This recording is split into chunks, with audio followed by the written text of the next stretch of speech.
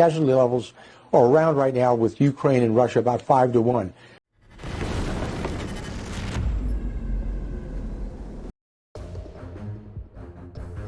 Newly published video shows the armed forces of Ukraine using deadly drones to wipe out 21 approaching Russian vehicles in Ukraine's Kupiansk sector the day before.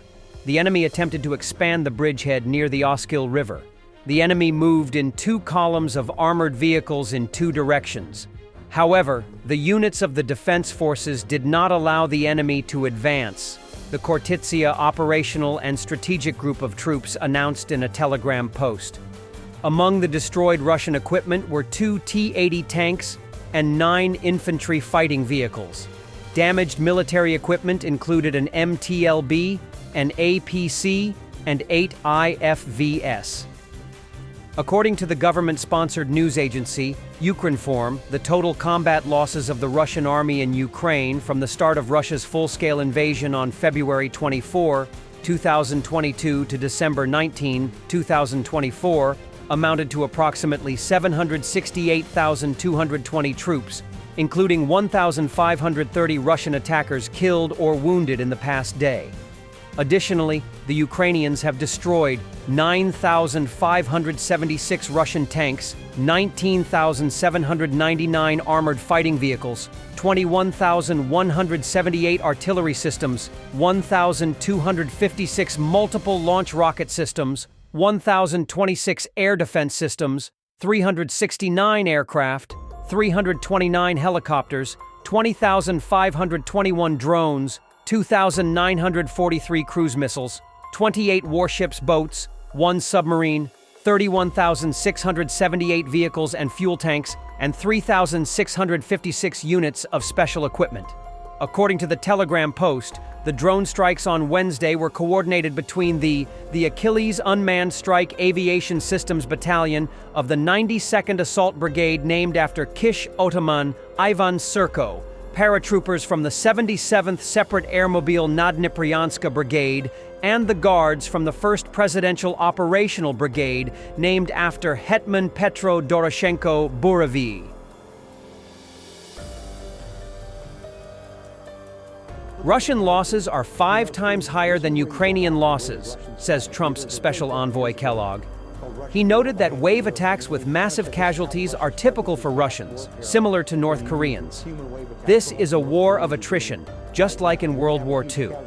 You know, Stu, this is where you go back to where the Russians fight. There was a great book years ago called Russia at War by Andrew Wirth, and when he kind of said this is how the Russians fight, which is mass warfare when you use human wave attacks, sort of like the North Koreans are doing right now. You're going to have a huge casualty level, and the casualty levels are around right now with Ukraine and Russia about 5-1. That's attrition warfare, and you never wanted to get into an attrition fight with the Russians. It's historically how they fight. That's how they fought in World War II, and they just basically overwhelm you by throwing the amount of troops at you. But then your numbers just go way up, and so you go back to what you said earlier. After 1,000 days of war, with 350 or 400,000 Russian dead, with 150,000 Ukrainian dead, or numbers like that, both sides are saying, okay, maybe this is time we need to step back. NATO has taken over coordination of Western military aid to Ukraine from the U.S. as planned, a source said on Tuesday, in a move widely seen as aiming to safeguard the support mechanism against NATO-skeptic U.S. President-elect Donald Trump. The step, coming after a delay of several months, gives NATO a more direct role in the war against Russia's invasion, while stopping well short of committing its own forces. Diplomats, however, acknowledge that the handover to NATO may have a limited effect, given that the U.S. under Trump could still deal a major setback to Ukraine by slashing its support, as it is the alliance's dominant power and provides the majority of arms to Kiev. Trump, who will take office in January, has said he wants to end the war in Ukraine swiftly, but not how he aims to do so.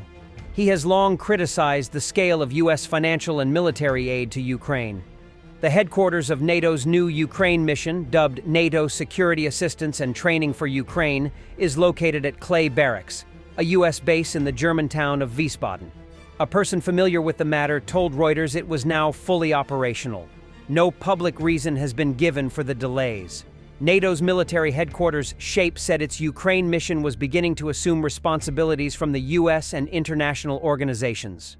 The work of NSATU is designed to place Ukraine in a position of strength, which puts NATO in a position of strength to keep safe and prosperous its 1 billion people in both Europe and North America, said U.S. Army General Christopher G. Cavoli, the Supreme Allied Commander Europe. This is a good day for Ukraine and a good day for NATO. In the past, the U.S.-led Ramstein Group, an ad hoc coalition of some 50 nations named after a U.S. airbase in Germany where it first met, has coordinated Western military supplies to Kyiv. NSATU is set to have a total strength of about 700 personnel, including troops stationed at NATO's military headquarters SHAPE in Belgium and at logistics hubs in Poland and Romania. Russia has condemned increases in Western military aid to Ukraine as risking a wider war. The recent sinking of fuel oil tankers in the Kerch Strait has triggered an environmental catastrophe, with marine life struggling to survive as fish suffocate in the polluted waters. Ну, в общем, он весь в мазуте полностью. У Мазут него даже не счищается. Ничего. Он полностью залеплено, у него все забито полностью мазутом. Да, там прям И все как дыхало. Дыхало мазутом забито. Вот. И он свежий совсем. Да, он прям совсем Он свежий. совсем свежий. Да, там тоже здесь все в Все мазуте. в мазуте. Он просто задохнулся. Весь в мазуте. Bolstering Ukraine right now is not only a moral obligation, it is also a strategic imperative. The world is watching. So, bolstering Ukraine right now is not only a moral imperative, it is a strategic imperative. The world is watching. Our friends, and even more our foes, will observe carefully how we sustain our support to Ukraine, and this support has to be ironclad. Reports have appeared that Kadyrov was promised control over Wildberries, a Russian online marketplace, and Suleiman Karimov's gold mines for mediating between Russia and the new government in Syria. The main issue is the question of Russian military bases in Syria. According to reports, this was discussed in a private meeting between Kadyrov and Putin on December 9th.